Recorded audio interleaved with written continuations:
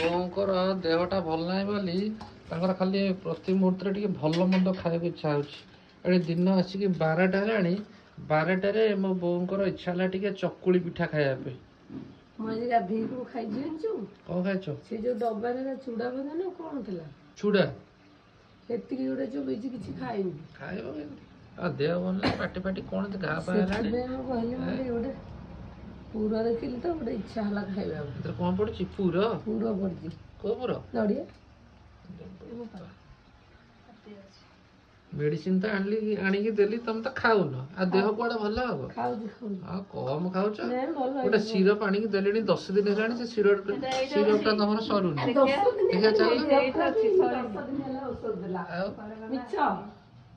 ସେ ସିରପଟା ଦେଖିଲ କେତିକି ପିଆ ହେଇଛି? ଆହୁରି ଏତିକି ଅଛି। ଆହୁରି ଅଛି ନା? ସେ ଥରେ ଖାଉଥିବେ, ଆମର ସେ ଖାଉନଥାଏ। ଭାରି କଷ୍ଟ ଏଗୁରା ଖାଇବା ପାଇଁ। ଖାଇଲେ ମୁଁ ଦେଖୁଛି ଶୋଇପାରୁନି। ଶୋଇପାରୁନ? ଓହୋ, ଏମିତି ଶାନ୍ତିରେ ଶୋଇପାରୁଛ ତଣ୍ଟିକି ଘଡା ଘଡା କରିକି?